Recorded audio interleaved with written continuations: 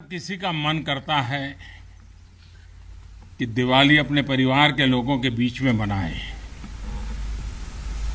मेरा भी मन करता है कि मैं दिवाली मेरे परिवारजनों के बीच में मनाऊं और इसीलिए हर दिवाली मैं मेरे परिवारजनों के बीच मनाने के लिए आता हूं, क्योंकि आप मेरे परिवारजन हैं, मैं आपका परिवार का साथी हूं। तो मैं यहाँ प्रधानमंत्री के रूप में नहीं आया हूं, मैं आपके परिवार के एक सदस्य के रूप में आया हूं। आप सभी के बीच आना, जो भाव अपने परिवार के बीच जाकर के होता है, वही भाव मेरे मन में होता है। और जब से मैं इस संवैधानिक जिम्मेवारी को संभाल रहा हूं, आज उसको 20 साल से भी अधिक समय हो गया। बहुत लंबे अरसे तक मुझे देशवासियों ने इस प्रकार की सेवा का मौका दिया। पहले गुजरात वालों ने दिया, अब देशवासियों ने दिया। लेकिन मैंने हर दिवाली सीमा पर तैनात आप मेरे परिवारजनों के बीच बिताई है। आज मैं फिर आपके बीच आया हूं, आपसे एक नई ऊर्जा लेकर के जाऊंगा, नया उमंग लेकर के जाऊंगा, नया विश्वास लेकर के जाऊंगा। लेकिन मैं अकेला नहीं आया हूं, मैं मेरे साथ 130 करोड़ देशवासियों के आशीर्वाद आपको लेकर के आया हूं। ढेर सारा आशीर्वाद लेकर के आया हूं आपके लिए।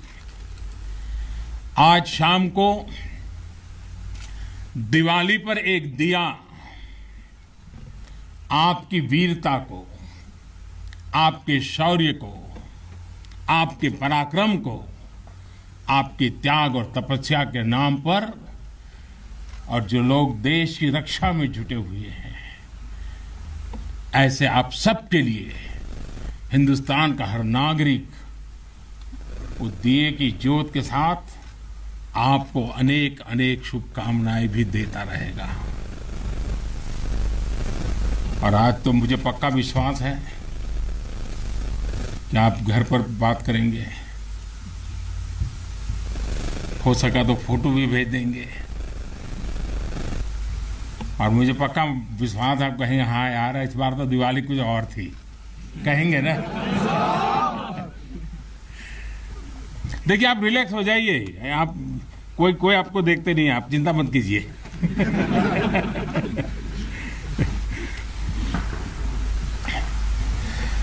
अच्छा, आप ये भी बताएंगे ना कि मिठाई भी बहुत खाई थी? नहीं बताएंगे तो बोलो ना। साथियों, आज मेरे सामने देश के जो वीर हैं, देश की जो वीर बेटियां हैं, वो भारत मां की ऐसी सेवा कर रहे हैं जिसका सौभाग्य हर किसी को नहीं मिलता है। किसी किसी को ही मिलता है जो सौभाग्य आपको मिला है। मैं देख रहा हूं, मैं महसूस कर रहा हूं, आपके चेहरे के उन मजबूत भावों को मैं देख रहा हूं। आप संकल्पों से भरे हुए हैं और यही आपके संकल्प, यही आपकी पराक्रम की पराकाष्ठा करने की भावनाएं, चाहे हिमालय हो, रेगिस्तान हो, बर्फीली चोटियां हो, गहरे पानी हो, कहीं पर भी आप लोग मां भारती का एक जीता जागता सुरक्षा कवच है। आपके सीने में वो जज्बा है जो 130 करोड़ देशवासियों को भरोसा होता है, वो चैन की नींद सो सकते हैं। आपके सामर्थ्य से देश में शांति और सुरक्षा एक निश्चिंतता होती है। एक विश्वास होता है। आपके पराक्रम की वजह से हमारे पर्वों में प्रकाश फैलता है, खुशियां भर जाती हैं, हमारे पर्वों में चार चांद लग जाते हैं।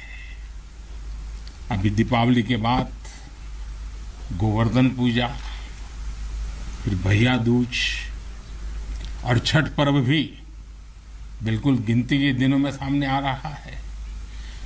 आपके साथ ही मैं सभी देशवासियों को नौशेरा की इस वीर वसुंधरा से इन सभी पर्वों के लिए देशवासियों को भी बहुत बहुत शुभकामनाएं देता हूं। देश के अन्य हिस्सों में बड़ी संख्या में लोग आज दिवाली का जब दूसरा दिन होता है तो नववर्ष की भी शुरुआत करते हैं, और हमारे यहाँ तो हिसाब किताब भी दिवाली से पूरा होता है और दिवाली के दूसरे दिन से शुरू होता है। खास करके गुजरात में कल नया साल होता है। तो मैं आज नौशेरा की इस वीर भूमि से गुजरात के लोगों को भी और जहां जहां नववर्ष मनाते हैं उन सबको भी अनेक अनेक मंगल कामनाएं उनके लिए देता हूं। साथियों, जब मैं यहां नौशेरा की पवित्र भूमि पर उतरा, यहां की मिट्टी का स्पर्श किया, तो एक अलग ही भावना, एक अलग ही रोमांच से मेरा मन भर गया। यहां का इतिहास भारतीय सेना की वीरता का जयघोष करता है। हर चोटी से उस जयघोष सुनाई देता है। यहां का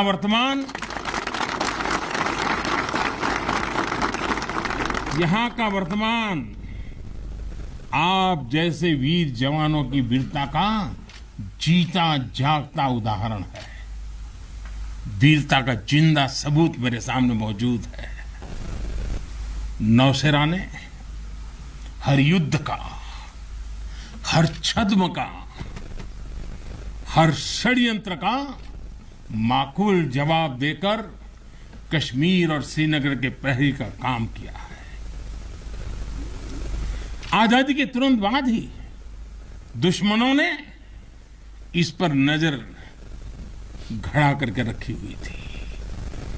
नौशेरा पर हमला हुआ, दुश्मनों ने ऊंचाई पर बैठकर इस पर कब्जा जमाने की कोशिश की, और अभी जो मुझे पूरा वृत्त वीडियो समेत सारी चीजें मुझे देखना समझने का मौका मिला, और मुझे खुशी है कि नौशेरा के जाबाजों के शौर्य के सामने सारी साजिश से धरी की धरी रह गई। दोस्तों, भारत माता की, भारत माता की, भारत माता की।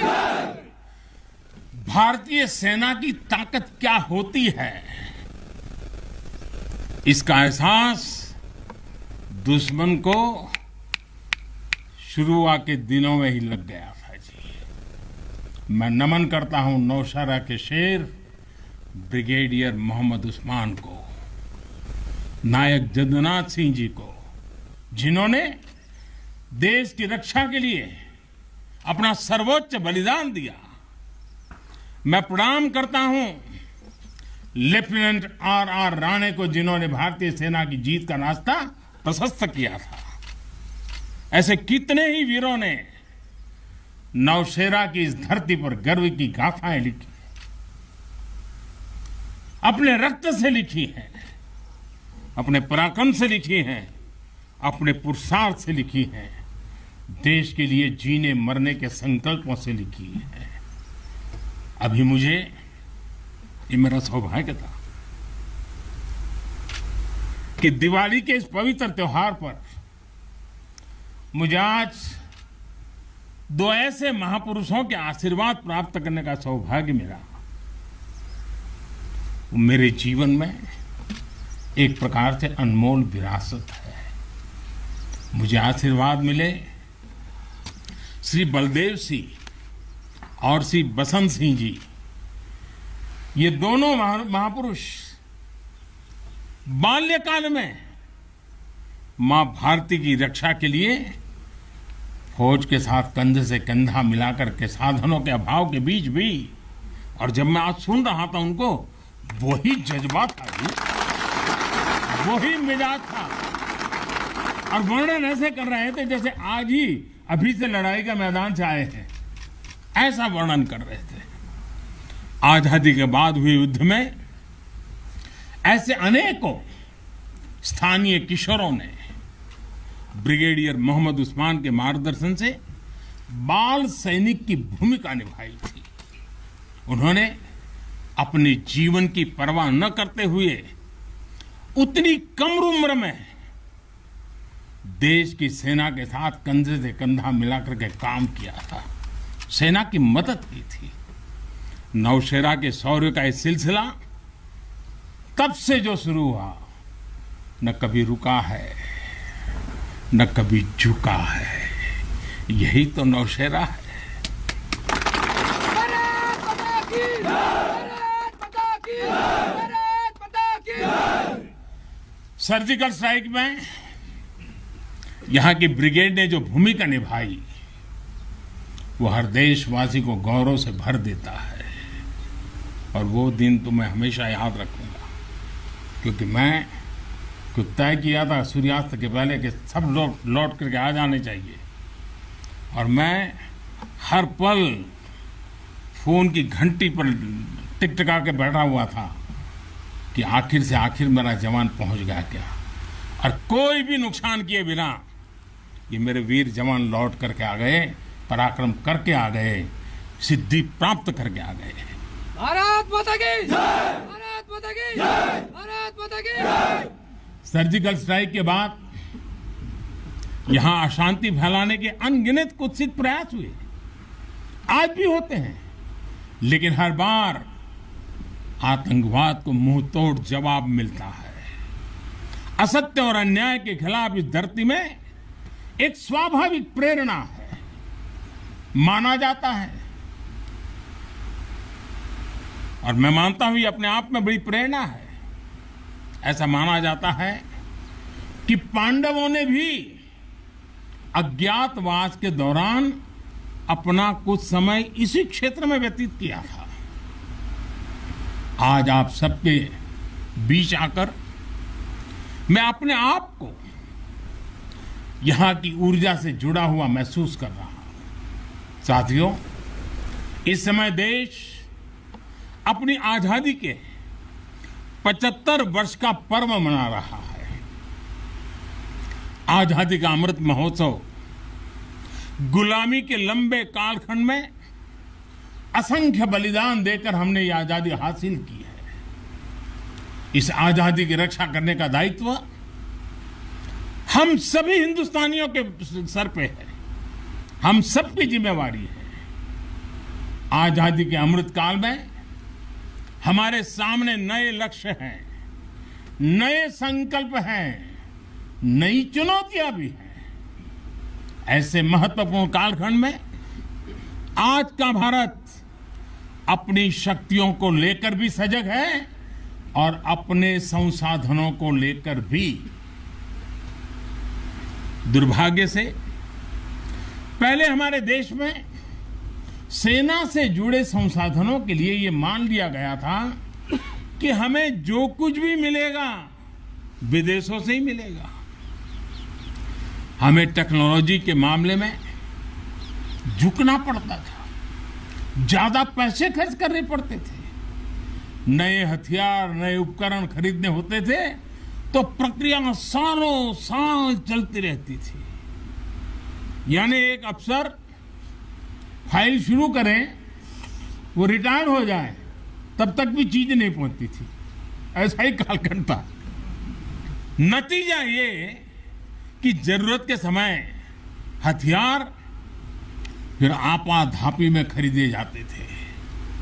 यहां तक कि स्पेयर पार्ट्स के लिए भी हम दूसरे देशों पर निर्भर रहते थे। साथियों, डिफेंस सेक्टर में आत्मनिर्भरता का संकल्प उन पुरानी स्थितियों को बदलने का एक सशक्त मार्ग है।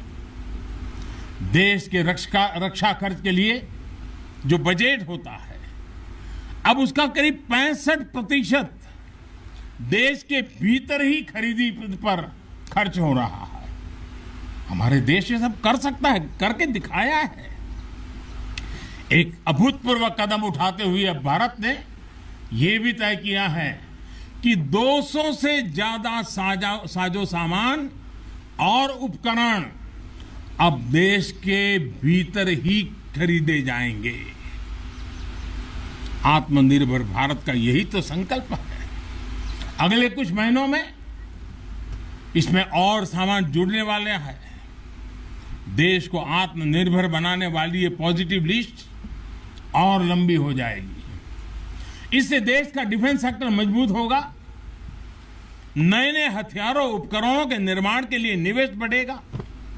साथियों, आज हमारे देश के भीतर अर्जुन टैंक बन रहे हैं, तेजस जैसे अत्याधुनिक लाइट कॉम्बैक्ट एयरक्राफ्ट बन रहे हैं।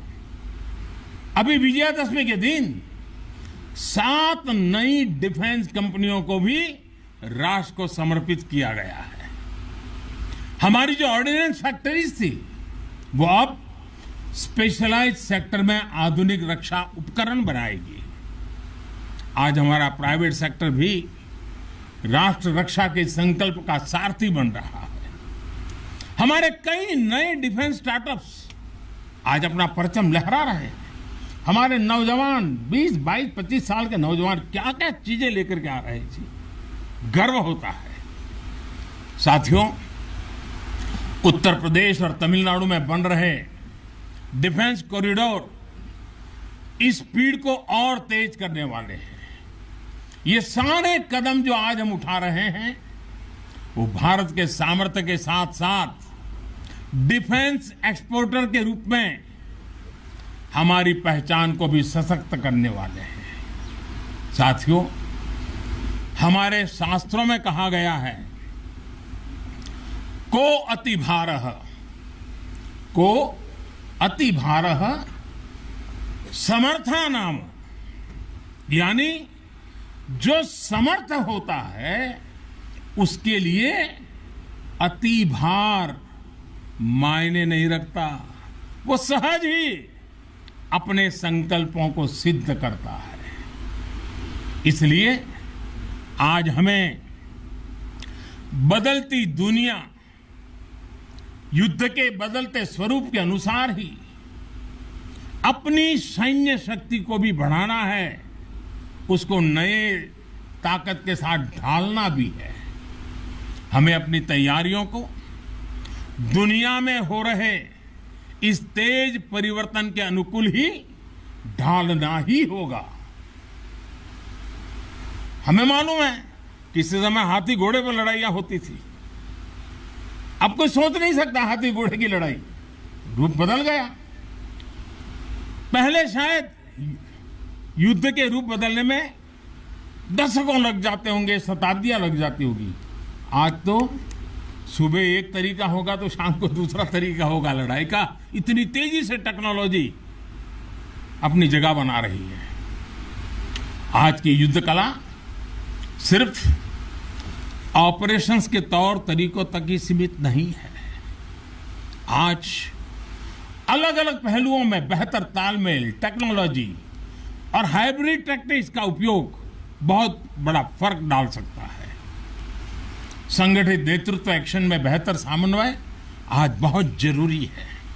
इसलिए बीते समय से हर स्तर पर लगातार रिफॉर्म्स किए जा रहे हैं।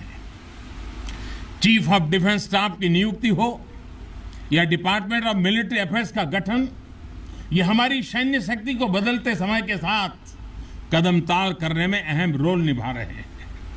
साथियों, आधुनिक बॉर्डर इंफ्रास्ट्रक्चर भी हमारी सैन्य ताकत को और मजबूत करने वाला है। सीमावर्ती इलाकों की कनेक्टिविटी को लेकर पहले कैसे काम होता था, ये आज देश के लोग, आप सभी भली भांति जानते हैं।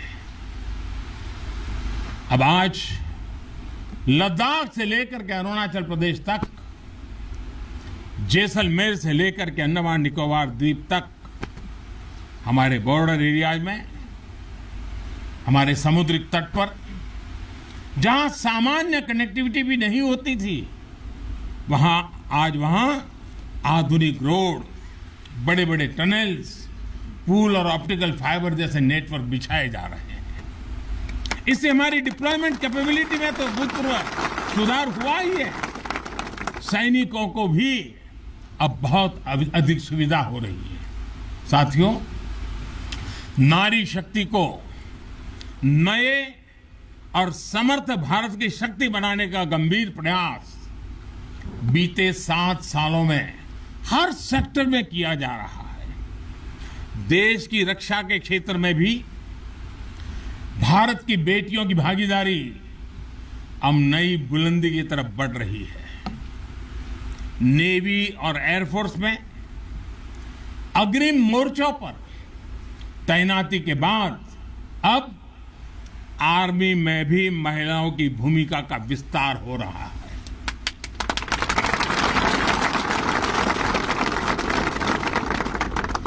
मिलिट्री पुलिस के द्वारा बेटियों के लिए खोलने के बाद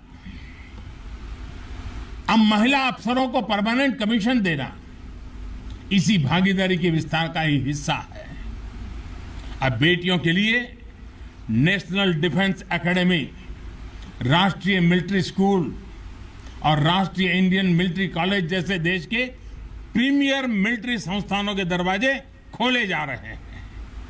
इसी वर्ष 15 अगस्त को मैंने लाल किले से यह भी घोषणा की थी कि अब देश भर के सभी सैनिक स्कूलों में बेटियों को भी पढ़ाई का अवसर मिलेगा। इस पर भी तेजी से काम शुरू हो गया है। साथियों, मुझे आप जैसे देश के रक्षकों की वर्दी में केवल अथाह सामर्थ्य के ही दर्शन नहीं होते। मैं जब आपको देखता हूं तो मुझे दर्शन होते हैं अटल सेवा भाव के, अडिग संकल्प शक्ति के और अतुलनीय संवेदनशीलता के। इसलिए भारत की सेना दुनिया की किसी भी दूसरी सेना से अलग है। उसकी एक अलग पहचान है। आप विश्व की शीर्ष सेनाओं की तरफ एक प्रोफेशनल फोर्स तो है ही, लेकिन आपके मानवीय मूल्य, आपके भारतीय संस्कार आपको औरों से अलग एक असाधारण व्यक्तित्व के धनी बनाते हैं। आपके लिए सेना में आना एक नौकरी नहीं है। पहली तारीख को तनख्वाह आएगा इसके लिए नहीं आए हैं आप लोग। आपके लिए सेना में आना एक साधना है, साधना। जैसे कभी ऋषि मुनि साधना करते थे ना, मैं आपके हर एक के भीतर वो साधक का रूप देख रहा हूं। और आप मां भारती की साधना कर रहे हैं। आप जीवन को उस ऊंचाई पर ले जा रहे हैं कि जिसमें 130 करोड़ देशवासियों की जिंदगी जैसे आपके भीतर समाहित हो जाती है। ये साधना का मार्ग है। और हम तो भगवान राम में अपने सर्वोच्च आदर्श खोजने वाले लोग हैं। लंका विजय करने के बाद भगवान राम जब अयोध्या लौटे थे तो यही उद्घोष करके लौटे थे, अपि स्वर्णमयी लंका न मे लक्ष्मण रोचते, जननी जन्मभूमिश्च स्वर्गादपि गरीयसी। यानी सोने और समृद्धि से भरपूर लंका को हमने जीता जरूर है, लेकिन हमारी ये लड़ाई हमारे सिद्धांत और मानवता की रक्षा के लिए थी। हमारे लिए तो हमारी जन्मभूमि ही हमारी है, हमें वहीं लौटकर उसी के लिए जीना है। भारत माता की जय, भारत माता की जय, भारत माता की जय। और इसलिए जब प्रभु राम लौटकर आए तो पूरी अयोध्या ने उनका स्वागत एक मां के रूप में किया। अयोध्या के हर नर नारी ने, यहां तक कि पूरे भारतवर्ष ने दिवाली का आयोजन कर दिया। यही भाव हमें औरों से अलग बनाता है। हमारी यही उदात्त भावना हमें मानवीय मूल्यों के उस अमर शिखर पर विराजमान करती हैं जो समय के कोलाहल में, सभ्यताओं के हलचल में भी अड़िग रहती है। इतिहास बनते हैं, इतिहास बिगड़ते हैं, सत्ताएं आती हैं, सत्ताएं जाती है, साम्राज्य आसमान छूते हैं, ढहते हैं, लेकिन भारत हजारों साल पहले भी अमर था, भारत आज भी अमर है और हजारों साल बाद भी अमर रहेगा।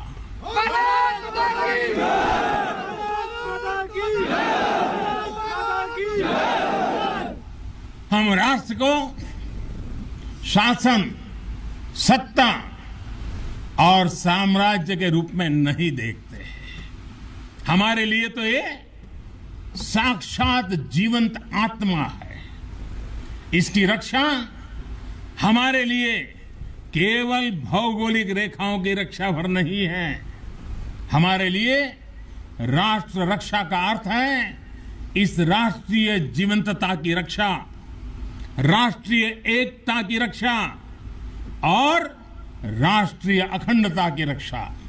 इसलिए हमारी सेनाओं में आकाश छूता शौर्य है तो उनके दिलों में मानवता और करुणा का सागर भी है। इसलिए हमारी सेनाएं केवल सीमाओं पर ही पराक्रम नहीं दिखाती। जब देश को जरूरत पड़ती है तो आप सब आपदा, विपदा, बीमारी, महामारी से देशवासियों की हिफाजत के लिए मैदान में उतर आते हैं। जहां कोई नहीं पहुंचे वहां भारत की सेनाएं पहुंचे। ये आज देश का एक अटूट विश्वास बन गया है। हर हिंदुस्तानी के मन में से ये भाव अपने आप प्रकट होता है। ये आ गए ना, अरे चिंता नहीं, अब हो गया। ये छोटी चीज नहीं है। आप देश की अखंडता और सार्वभौमिकता के प्रहरी हैं। एक भारत श्रेष्ठ भारत के संकल्प के प्रहरी हैं। मुझे पूरा भरोसा है कि आपके शौर्य की प्रेरणा से हम अपने भारत को शीर्ष ऊंचाइयों तक लेकर जाएंगे। साथियों,